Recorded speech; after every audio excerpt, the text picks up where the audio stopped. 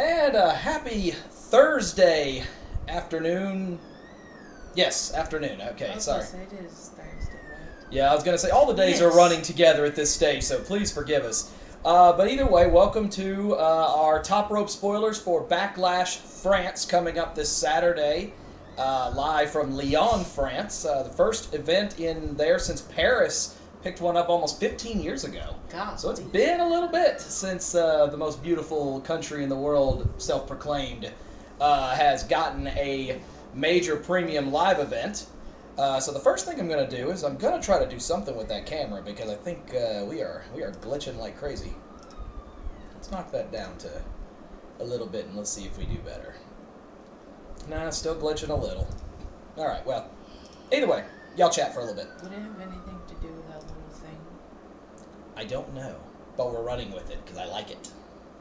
I just knocked us down to 15. Okay, that's good. Yeah, the way I see things, somebody works hard to make those little moving frames. So the way I see things, let it be shown off for the episode. But at this point, it seems like we're working. Okay, we're not over here like this. Everyone. What did you say? So let's open up things. First of all, let's give our congratulations to Alyssa, now two-time reigning, defending, undisputed Picks champion. Her and the OTRAs technically tied, but based on our rules, in order to win, you have to beat the champion outright. So therefore, sorry, OTRAs, you came up 1 point short. Roman would have given it to you outright, so sorry, you'll just have to share. But there's something in the works for you, as you're aware of, so you'll have some fun stuff to show up here on the show.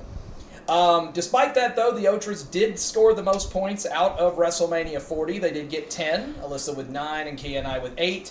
I'm going to try to stay ahead of the Street Sweepers this year, but I wouldn't wager on it. I'm trying to figure out how I fell behind, and now I'm tied with you. That's what I'm trying to figure out. Well, you have to think it's a new season. The new season. You know what? Quit coming up with rational explanations, y'all. Don't come up with perfectly reasonable explanations. Rational explanations. But let me go ahead and get that shut off here. But basically, for anyone who's never joined us before, we go over the matches for the upcoming premium live event, which, as I said, is Backlash France, coming up at 1 o'clock Eastern, 10 in the morning if you're out in California, 8 if you're in Hawaii. So rise and shine, Mele Kaliki Makai. And guess what, y'all? I'll actually be home for this PLE today. Me too. Yay.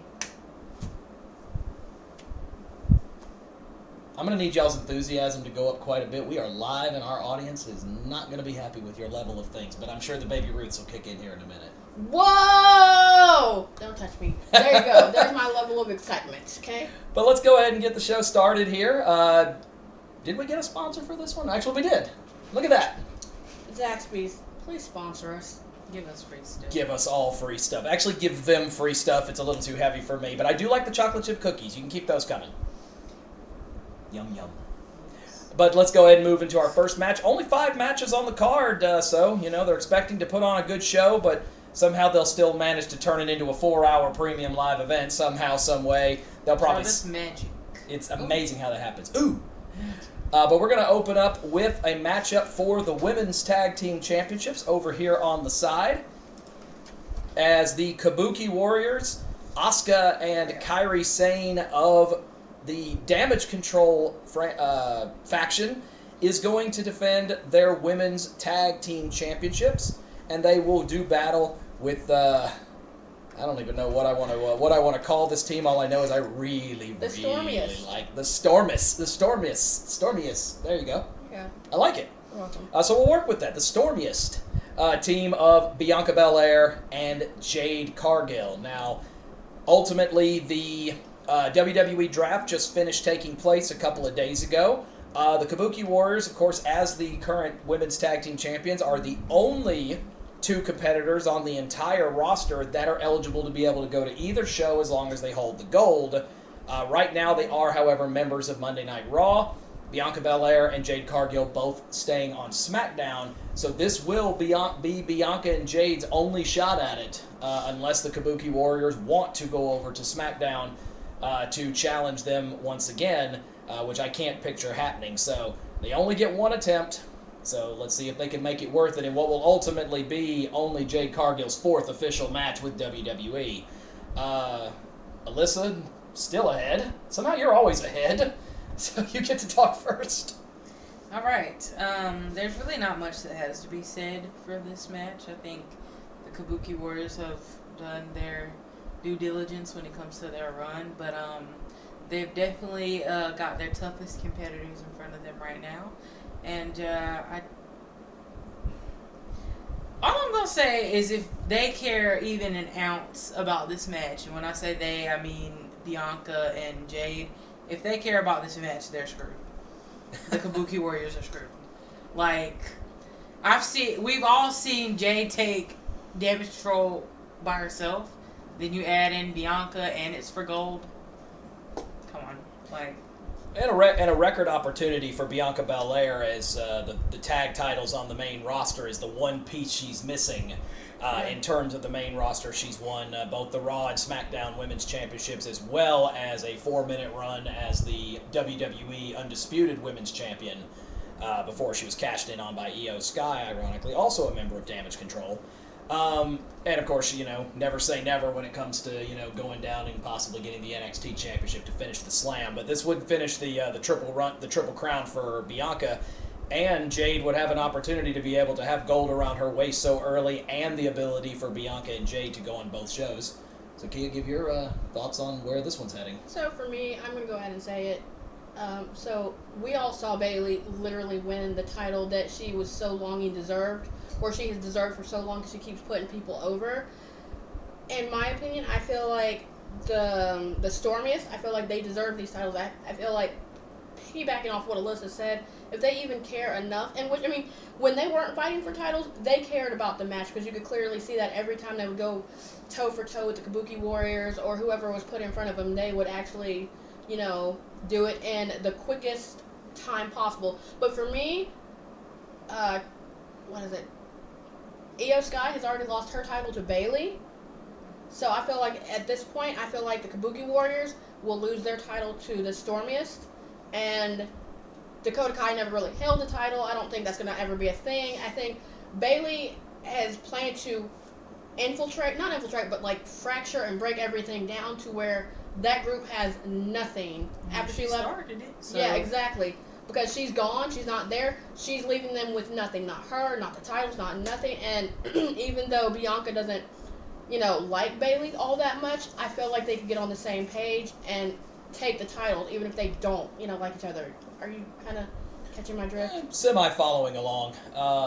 The one thing I could say, though, for this particular matchup is everything from just a general strength and overall just fan likability perspective definitely favors Bianca and Jade. However, the one thing that you can't take away is experience. And the Kabuki Warriors have teamed together for years, have won multiple tag team championships together, have defended against some of the best historical women's teams in existence, competed for the titles at WrestleMania.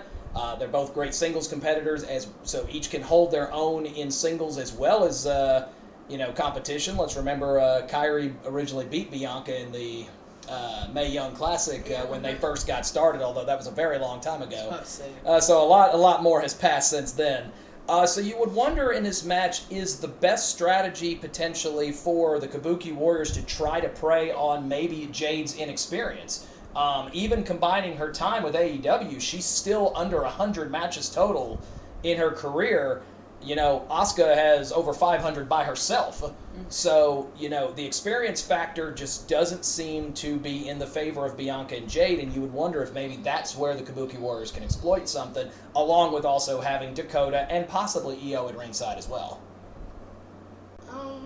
Yeah, that's a strong possibility, but I feel like you have these two women who have faced adversity with everything else that they have done. Why not go and face one more obstacle, take those titles, and make them yours?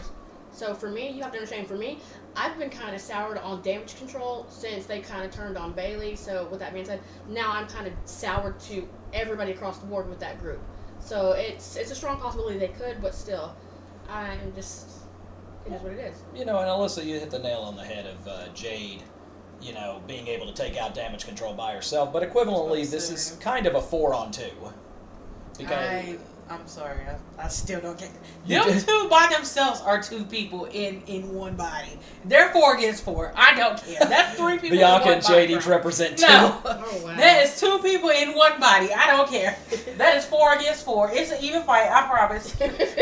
Time's up, so we'll go ahead and hit our picks. I don't think this one's going to take long. Alyssa, you're in the Bianca lead. and Jade. The stormiest. Bianca and Jade. I just and honestly, I'm going to go a step further. I think this is a squash. Not even. I think think so, they're. too. I think this is going to Not on be stand a. chance. I think you could see Bianca maybe take a little bit. It's going to be very similar to that AJ Styles and Omos WrestleMania match from a couple of years ago, where as long as they can keep Bianca in the ring, they know they've at least got a puncher's chance. The moment Jade gets the tag, There is it's no game chance. over. And that is so No funny to hear chance. you say that about Bianca. I know. But also, that's the whole idea is of the build. And then they're going to hold the titles Until they're tired. until they're tired of Until holding they're until done. they're tired of holding them. Yeah. But yeah, I don't see this boding well for the Kabuki Warriors. I like the. Oh, I they think had we fun. all like the title change here. Oh, they had fun. That's all I'm gonna say. They were fun. We like them. We like them. Speak for yourself. Go ahead and Like them. reset the clock I here. can hear the ED. I'm Yeah. going. I'm And losing we'll my go hearing. ahead and move into match 2. It is our only non-title match of Backlash, as the new bloodline, as they are unofficially being referenced as, will get an opportunity. Are y'all both that blind? Yes, that is Have you small. Have you met me? It's a blessing to have good eyesight. I don't know, but We can I hear have to- everything, I know, it's wonderful. Few and far between. and we can smell everything.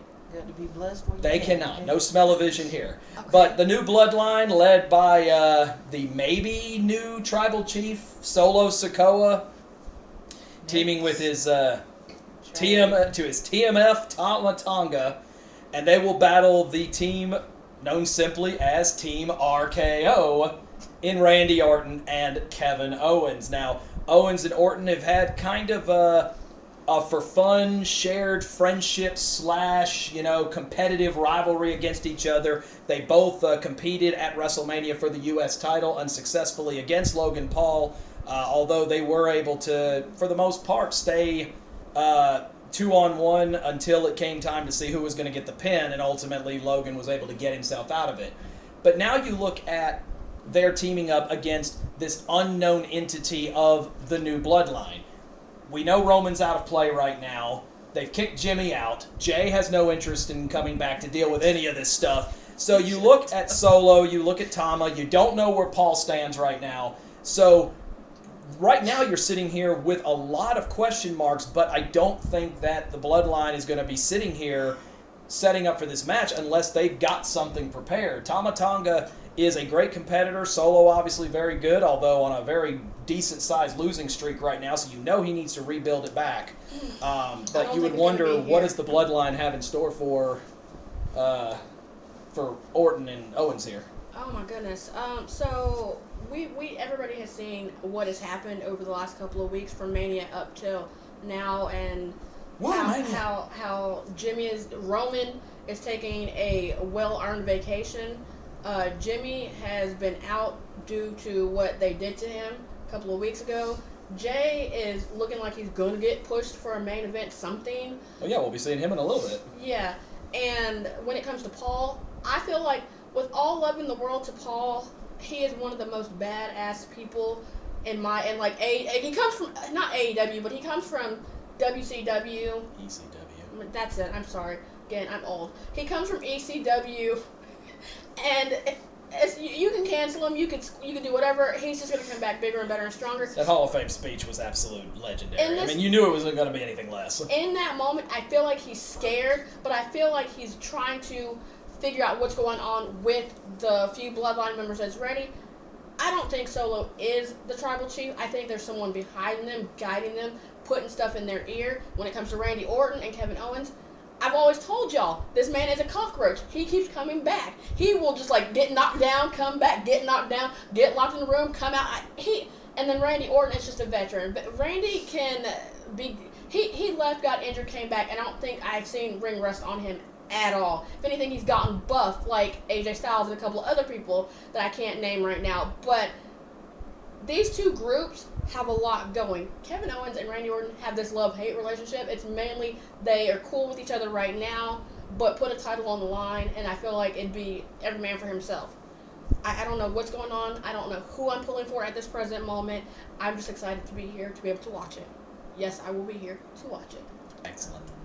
I will just go ahead and start with one thing. Solo is not the tribal chief. Hey, thank you. I'm so sorry. Yep. I'm so sorry. I think Gotta lower my finger. Jay said it best.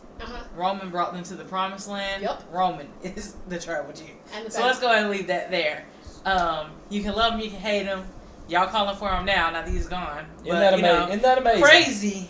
Crazy. But, not everybody's going to get it. It's fine. Love him when he's gone. It's fine.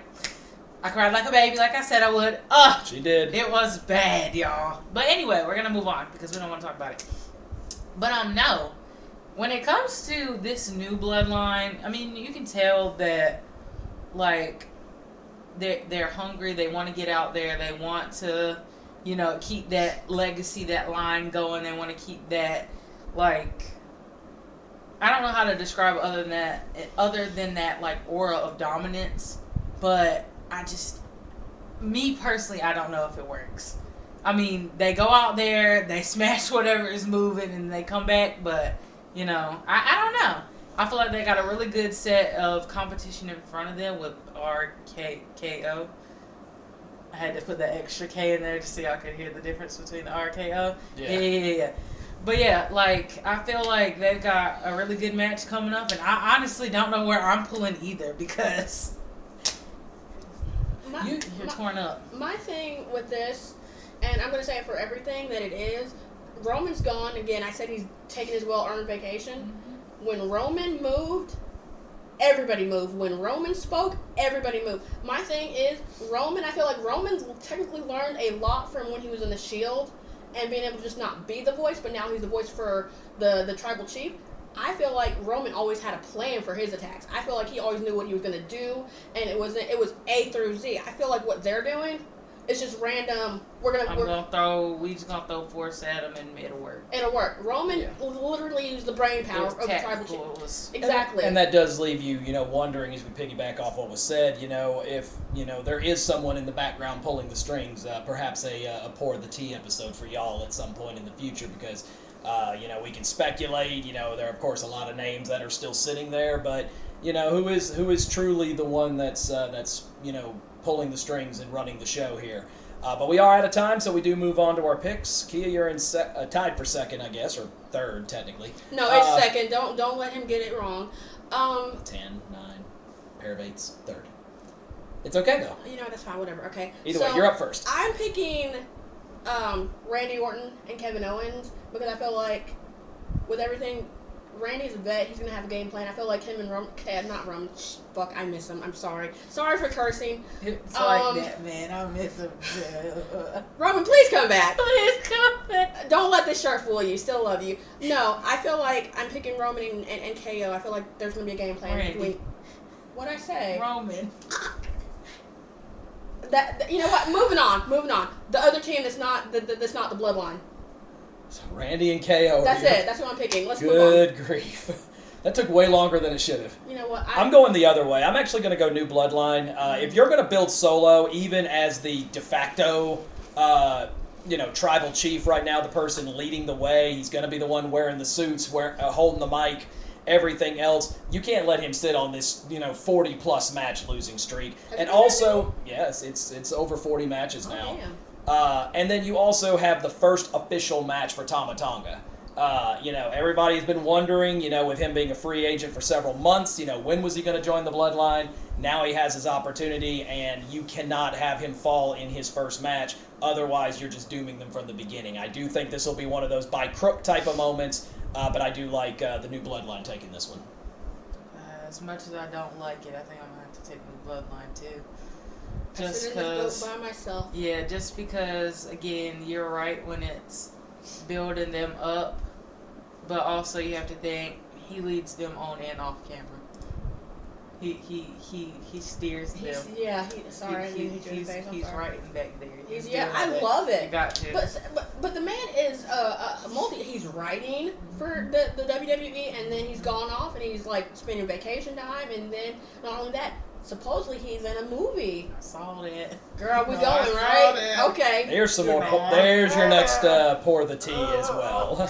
See, Oh, they're my gonna. sound effects. Dear God, they're on 10 today. All right, Albert. I sound like a skirting car. Baby Ruth, as soon as this is over. My God. We're gonna have to talk about candy I have to switches. live with them. We gotta talk. No. We're talking about candy switches. We ain't doing no Baby Ruths. You gotta pull me somewhere. We're not doing no Baby Ruths. We're not doing it. I will throw it back at you out that door. Moving on to match 3. I do have somewhere to be this evening, so we got to move this along. But we now move on to our next championship match. It is for the other women's title that is going to be competed for, and it is the WWE Women's Championship over on Friday Night SmackDown. Speaking of the role model that you mentioned earlier, Bayley conquering Damage Control and Io Sky successfully at WrestleMania and winning her first singles championship in over 4 years. So nice to see the role model back on top after using her time away to carry so many people higher up, pressing them up. So it's good to see her getting, her due and whatnot.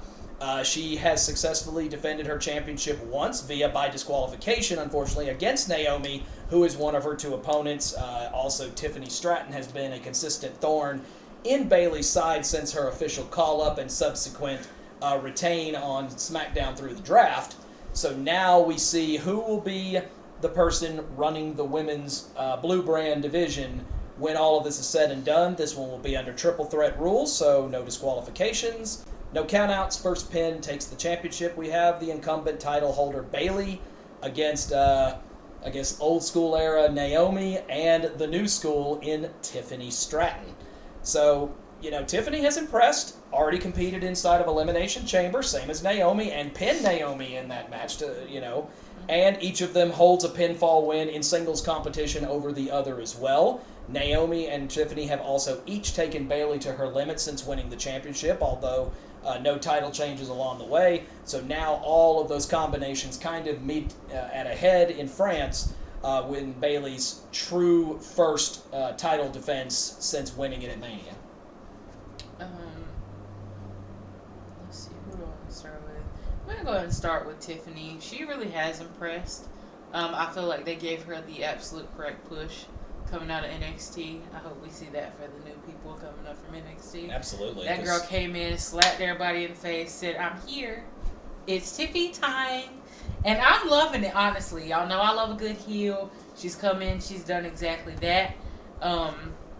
Let's see, Bayley. Bayley had to fight her uphill battle when it came to Damage Control, and she accomplished her mission. I'm happy for her with that. And Naomi is still in there with all the energy. I watch her and I'm tired, child. Don't play. I watch her and I get tired. I'm like, golly. Okay? But either way, I feel like this is going to be a fast-moving, high-flying, match. And honestly, I feel like this is one of those where we kind of have to watch for that trickery in the side, where if they aren't careful, this gives all the vibe that they will do, that they, by me meaning Bayley and Naomi, will do all the work, and Tiffany will come in and just swoop in at the end and just pick that title right on up. So they got to watch what they're doing, because she may be new, but that girl knows her way around some trickery. And that's the reality of what Tiffany Stratton has done. Tiffany Stratton is showing off on SmackDown like she's been here for years. Literally. But the fact is, they didn't even wait until the draft to decide to call her up. She was already good enough that they felt like they needed to bring her up at the Royal Rumble. They needed to bring her up for Elimination Chamber. A lot of people thought that she should have been on the WrestleMania card. Ultimately, wasn't quite able to sneak in quite yet. But the reality is, a former NXT Women's Champion, same as Bayley, and has certainly proven that she is capable of hanging with the best on the roster, even at such a young age. The future's bright for the center of the universe, if you will. But she's up against 2 established veterans who also are good friends, but also, hardy competitors against each other in the ring.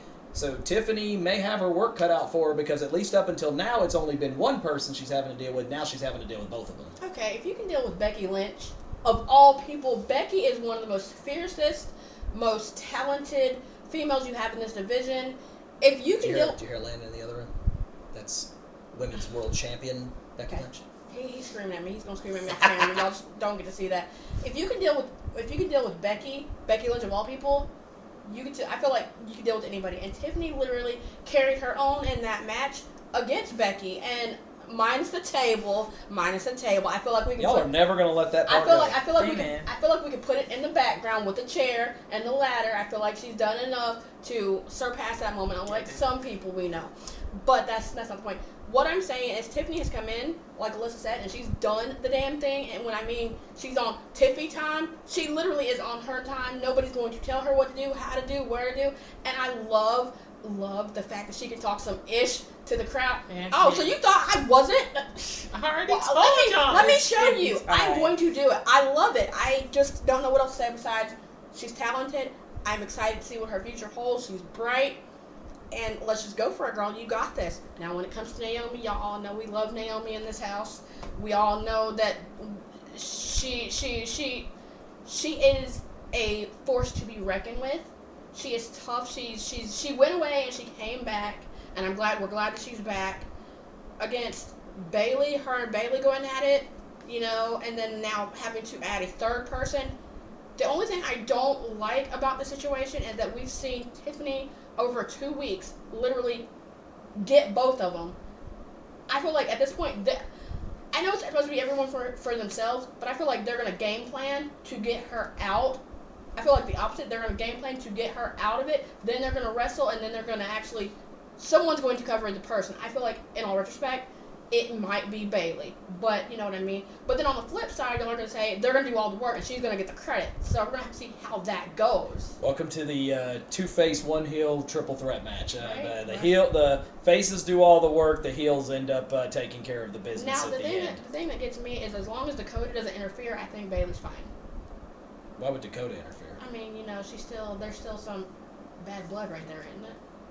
I suppose. I mean, again, with the whole triple threat rules, you never know if somebody might be building up a faction, and you also have to think the uniqueness of this also being the last event prior to the draft going into effect. You would wonder if maybe this has all the making of someone like Nia Jax, potentially getting involved with it being a triple threat, and maybe ultimately it's Tiffany Stratton who, wins the championship due to the fact that Nia just came in, laid out everyone, and she just happens to be the one who, reaps the benefit, but then makes it feel like she's not a deserving champion. So there's a lot of different ways this can go. I'm up first on this one. I'm going to try to just keep my opinion to just the three people that are in the ring. Y'all know I love me some Naomi, and I do think the future is extremely bright for Tiffany Stratton. Under 99% of circumstances, I would pick Naomi in just about any circumstance. I pick her every year for the Rumble. It's going to happen one year. The storyline just doesn't make sense for Naomi to win it right now, and I think it's too early to put it on Tiffany. I like Bayley retaining. I like Bayley to retain too. It's her first big match, defense. yeah. So I don't see them taking it off of her yet. Gotcha. That makes three of us. I see Bayley holding on to a title that she has so longly deserved. So I was about to say, you can't put on all that work and then boom, your first defense. Right, you can't, and then you lose. Bye-bye. No, that don't make no sense whatsoever. The only way I could see it making any type of sense in any form or fashion would have been, if ultimately the idea of, you had to switch out a heel champion for a face champion on Raw, so do you flip it on SmackDown? But even then, that would favor Tiffany, not Naomi.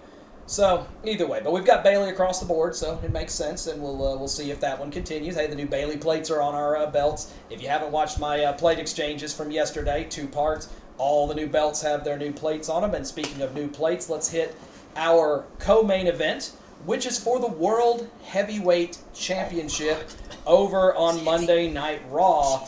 In his first title defense since successfully cashing in Money in the Bank at WrestleMania and winning the championship, El Campeon, formerly known as Senor Money in the Bank, Damian Priest of the Judgment Day, will defend the World Heavyweight Championship for the first time against the number 1 contender. Main event, Jey Uso. Yeet! Close enough. Ho! Yeet! Yeet! This is where you're supposed to make those noises from earlier. There we go. Good enough. we spoke so much earlier about, the new bloodline and what they're doing, the fact that Jimmy's on hiatus right now. But throughout all of this, the storyline that has quietly gone off to the other show and has done well has been the build of Jey Uso. Roman started him off years ago and built him up as a singles competitor during Jimmy's ACL injury.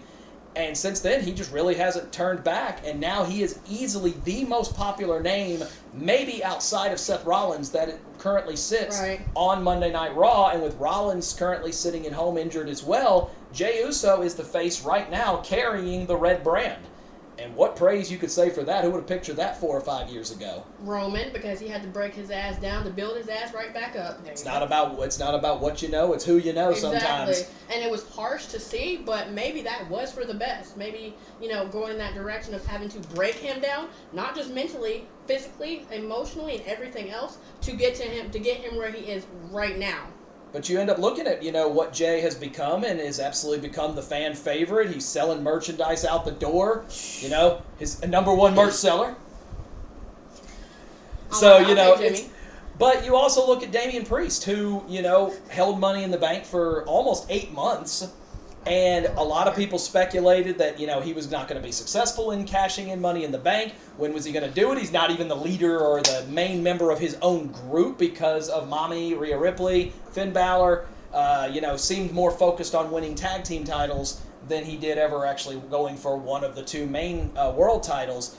But successfully taking advantage of the beef between CM Punk and Drew McIntyre to cash in and win the World Heavyweight Championship. The one thing I didn't want to see with Priest is what happened to Corbin when he had the Money in the Bank and he cashed in, and within seconds he didn't even win. That'd have been one thing I'd have been really Sandow and that'd have been one thing I would have been really mad about, is if that happened and then he walked away with nothing after holding that briefcase for 8 months. I would have been pissed. Yeah, I'm saying that. I think I don't think it was necessarily a shocker that Priest cashed in at Mania. It seemed like it was going to be the right moment. But at the same time, you wondered when was going to be that right moment, because I think everyone kind of knew ahead of time, similar to what they did with Theory the year before, that he wasn't going to cash in on Roman. And there was a lot of talks, would he potentially cash in on Cody if he was able to get the job done? Obviously, he had already done it by the time Cody finished his story later in the evening. But now you really get a chance to see Damian running the leadership role, and you see that change in demeanor within the Judgment Day. You're seeing Finn. Dominic's, of course, injured right now and seems to keep ending up in rooms with Liv Morgan. I don't know what's going on there. Or maybe we do. And, and JD is just, he's just getting his butt handed to him on a week-by-week basis. He got into a fight with the Iron and the Iron one. The Iron one on Monday night. That was horrible. If you haven't seen that thing with Patrick Mahomes, go back and look. But and Jay in the back laughing like, "Ooh, that's your boy. Look at him." Go back and watch. His face was perfect. But you now end up looking at Damian Priest, and he's truly feeling like, I'm going to have to hold Judgment Day together by myself. Because at this point, the World Heavyweight title around Priest's waist is the only thing that is making the Judgment Day relevant at this point. Mm-hmm. Because Dominic seems more interested in chasing ass. JD is chasing ass whoopings. And, and right now Finn's just in flux because his tag team partner is holding singles gold that at some stage he wants. So, Damian, you wonder at what stage is it just going to be, I just need to go do this by myself, and this could be the perfect opportunity for Jay to jump in. Okay, sorry. No. I can't be the only one. I'm listening to you. No, we're not. Okay. You can't be the only one. I can't be the only one who wants to see a title change here. I want to see it. You mean from Priest to Jay? From Priest to Jay. I mean, I'm ready to see Jay go on a singles championship. Mm-hmm. I want to see it. I feel like we've been watching it build. We've been watching him because, in my opinion, I don't think it has gone quietly under the radar. That man's been over there yeeting everybody. Ask Pat McAfee. Thank you. I want to see it. The reality is though, is that there's very few people whose first major singles championship is a world championship. Even Damian held the United States title for a little while, and of course won some titles down in NXT. But you look at someone like Jey Uso, and with the story running with the Intercontinental title right now, it just doesn't seem like Jay's going to be entering into that mix anytime soon. So you really do feel like if you're going to do something and put gold on Jay, this is where you're going to do it. The question is, are you willing to make Damian Priest, after those 8 months, make him a transitional champion? Here's the thing with that. Roman's not here. Jimmy is injured. Paul's dealing with the wish list bloodline. And so... Make a wish bloodline. There we go. Jesus Christ. I'm not playing with you. I didn't say that. I said wish list. It's the difference between Amazon. You know what? Fine. I feel like Jay is ready, but I would hate... She's in her office. I would hate for Priest, after 8 months of holding the briefcase, be a transitional champion. I say... He made the choice to hold it for 8 months. Nobody told him to hold it for 8 months. That ain't got shit to do with us. Nobody told you to wait. I mean... Nobody told you to wait. Nobody told you I would love... Wait. No, nobody did that. Wait. I would love to see Jay win. I feel like Jay has had a slow burn for the last, 4 years? If you don't give this man a title, what are you doing? What are you doing? But again, flip side, Priest, I don't see him as a transition champion. Let him have it for at least a few months, and let it go from there. I mean... Well, let's see how we choose to pan things out with time being up. Alyssa, you've spun back around. We always know how to take one heart pick. I always do win a little off the wall pick. I'm going to do it here. I'm going to go Jay. Jay? I'm going to go All Jay. right. Okay, first of all, y'all know I love this man to the moon. Oh my God, that makes me even sadder. It's going to be Jay. Let's move. let's move past this because I'm gonna have to. What's your pick? No explanation. Just you're gonna go with Jay. I am a loyal Uso fan. Jimmy's gone. I really hadn't had much investment in that story. Jay, 4.5 years slow burn. I'm ready to see him with a title. I am. That's not a tag title. Let's go. I want to see it. I do too. I think he'd be sexier than ever with it. Jesus Christ. Yeah. So I don't think you can call him main event Jey Uso if you're not going to keep Right. finding ways to put him into the main event. Right? However, Here is my projection. Jey Uso is going to win the World Heavyweight Championship Just not in now. 4 weeks. I think he wins it in Saudi. I think he wins it. I think Damian's going to retain by crook. Maybe Judgment Day gets involved. Obviously, the people who have had Jay's back through all of this, which have been Seth, injured, and Cody, already pretty busy that evening already. I just don't feel... I feel like the numbers game is going to catch up. Jay's going to be ready for it. Don't get me wrong, but I feel like the Judgment Day is going to hold it together just well enough for Damian to get that first title defense. And then I do think they're going to put it on Jay going into the summer. Inevitably, it's going to lead back around to Jay ultimately likely falling victim to Drew around the time of Punk's return. So I do think this is going to change hands a couple of times over this year. Instead of it sitting in one hand, I think it's the working man's title. And with that, you need a person who's going to go out there and work for it. Rhea's gone. So that's not that. She's injured. She's gone. Liv put her on the shelf, and I hate that for her.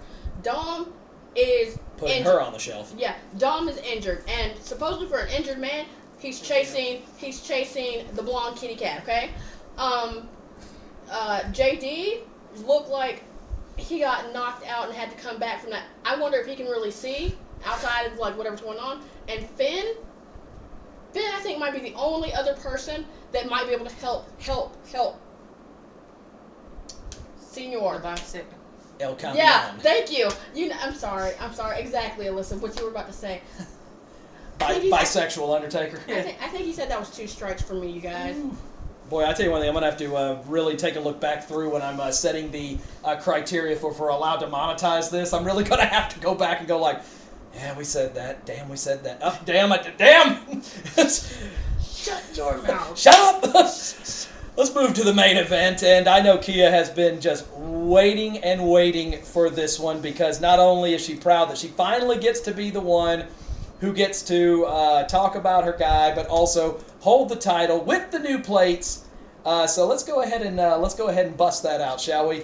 As the main event, we do expect to be for the Undisputed WWE Championship. Show off those new plates, please. Let's spin that baby on around. But of course, after a over 1,300-day reign as Universal WWE Undisputed Champion. Cody Rhodes needed an extra year, but he finally finishes the story, wins over Roman Reigns, ending his historic run, and now Cody will have his first defense of the Undisputed WWE Championship in a battle of all Georgia boys. That is my match right there, y'all. As he will take on the newly reformed and definitely more built now, ripped and built, phenomenal AJ Styles. He's built. Styles finally getting over his loss at WrestleMania to LA Knight, successfully defeating Knight in the end of the SmackDown #1 Contenders Tournament to get this championship match in Lyon. Everybody knows what Cody brings and what AJ Styles brings to the brings to the table. AJ Styles, a multiple-time WWE champion himself, and has won world titles all across the world. However, it is very surprising that these two, on any brand or any promotion, have never had a one-on-one match against each other. And the fact that just seems unheard of. The fact that they ran in the same circles, minus AEW, because I don't think AJ was ever over there. Never was. They ran in the same circles, and I think one took over the Bullet Club after the other one left. So for me, this is interesting to see, and they both come straight out of Georgia, and it's going to be a heck of a match. And looking at what we're looking at, I'm still kind of curious. The last time we saw Cody, he got injured. So is that injury going to actually play a part in this? And knowing Styles, if he's meticulous like he usually would be, when he's a heel, he's going to pick that injury apart. He's going to see that, and he's going to activate that injury. He's going to make it hurt. And again, it wasn't meant to happen. It kind of happened over on SmackDown for that night of the draft. That's what concerns me, and I want to know what everybody else is thinking when it comes to that. She's referencing, of course, Cody Rhodes' only match that he's had since WrestleMania, and that was a match on night 1 of the WWE Draft on SmackDown against SmackDown's overall #1 pick from NXT, Carmelo Hayes. Of course, there's a history well known in his documentary that Hayes, along with Joe Gacy, helped train Cody Rhodes for his return coming from his tricep injury. So Carmelo and Cody definitely well known each other. We all know Carmelo's going to win a lot of gold up here on the main roster. I think that's a great choice for that #1 pick. I really think we should probably do something to analyze that draft at some point now that the official ones happened. But, you've seen, Cody, whether you like the end of the story or not, the fact is if you can pin Roman, you've got to be somebody that's good. AJ Styles has gone toe-to-toe with the Tribal Chief himself as well and has, pushed Roman to his limits. So now you look at these two going at it for the biggest prize in professional wrestling. Where do you see the edge?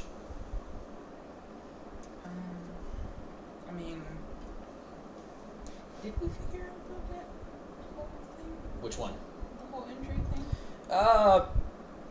I can tell you right now, if he's injured, they're truly injured, they're keeping it very mum. I was about to say I haven't seen much go across. They could just be being super quiet about it. But it also might be nothing, because Cody's a good seller.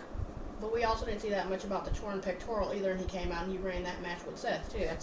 Yeah, well, because obviously he's going to take off his jacket and you're going to see this, 1.5 foot, circumference bruise on his shoulder. You can't really duck away from that. I wasn't. But of course, it does leave you concerned. It's very similar to Daniel Bryan or Edge landing on their neck, whenever they would when they just came back. But anyway, sorry, continue. No, I was about to say, I feel like that will play a role in the match. If he's hurt, I'm not saying he won't retain because we saw him firsthand with the pectoral thing at first. We know that's a tough son of a biscuit right there from the Georgia Rhodes. But, Yummy biscuit at that. But, either way, I feel like that'll kind of play a role in how this match will go. Honestly, y'all know I don't. Y'all know I wasn't a fan of everything else. But, now that we're here, it's fine. I guess I can like it. She's actually crying. Shut up! You don't say that out loud. Dang. Anyway, we know Alyssa was not the biggest fan of that, but it's fine. As long as he comes out here and he does his thing, I'll respect it. Until Roman comes back. And I really do think that's where it comes down to, because it's amazing that how many people, waited and clamored for a year plus for Cody Rhodes to win the championship. He's had the title for 4 weeks. Less than 4 weeks. Sorry. And already you hear so many people on social media clamoring for Roman's return. You need to come back and save the division. With respects, careful what you ask for, because you just might get it. And this is a situation where you were given to the letter exactly what you asked for. You had him, even under bloodline rules, against everything. You had him still finish the story. Well, now the story's finished. What do you do with him now? Because there is no build that you're going to be able to give Cody as champion that's going to be bigger than him conquering Roman Reigns. I was going to say, as long as they do something with him. I just don't want it to be boring. Just don't have it, because every week it seems like it's the same thing. I just don't want it to be promo. Here's my dad. Hype up Jey Uso. All right, I'm going to the back. Here's the nice suit I wore this week. You've got to do more. You've got to find something more to do with him than that.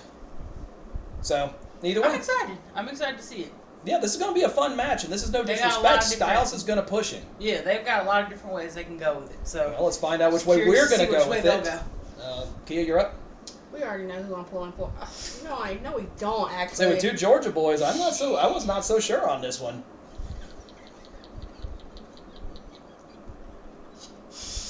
All right, Muttley. Ow! Instant karma right there. I don't know. I love them both. I love them both. I would have to say, for me, I've known Cody way longer. I've watched him come in, do his thing, walk away, come back, and now he's here.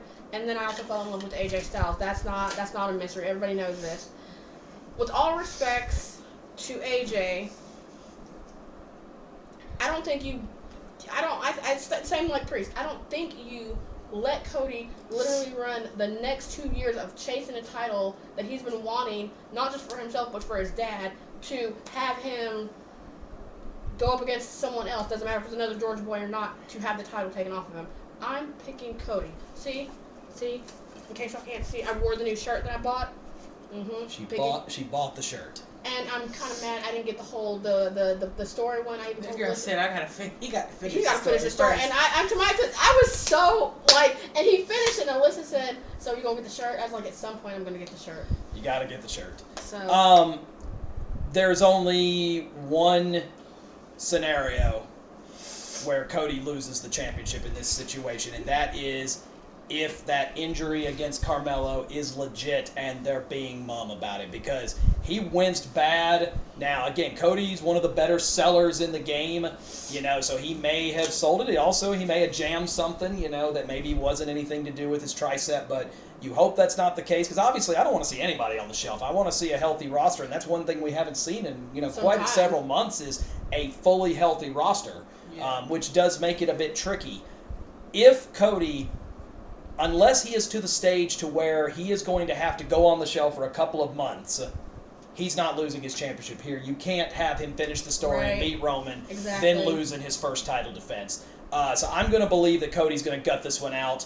I also don't think that there's anything to it. Otherwise, I really do think we'd have heard something by now. So I'm going with Cody to retain. I like Cody to retain, too. They're on the same boat as me, y'all. I never thought I'd see the day. So not much, unfortunately, not much diversity on this one, so the scoreboard's going to stay pretty similar. The OTRA's votes, of course, are up on our YouTube community page, so go take a look. We're also, of course, on all the different social medias. You see all of those down there in the bottom right, so I'm going to point there. And, you can go see them, but make sure you follow us because we put good content, different types of content across all of them. And, of course, you can follow Mania Club. We just finished our 40 for 40. We here at On the Ring Apron raised $1,500 last week during our mock WWE draft. So that was a fantastic thing for Connor's Cure and for the V Foundation. Always finding ways to be able to assist. But either way, a 1 o'clock start. We start this international run of PLE. So, either wrestling first thing in the morning or middle of the afternoon instead of having to wait until 7 or 8 o'clock at night. Honestly, I'm a fan. Yeah, me too. So we'll see if we're going to enjoy the first one as we head to Backlash in Lyon, France. Ladies, parting words as we get ready to wrap up our first one of Season 5. Let's go, Jay. Woo-hoo! Yeet. Women of few words. Go get your baby Ruths and let's go have a fun time. I told you we're not eating them damn baby Ruths. I want a candy switch. Go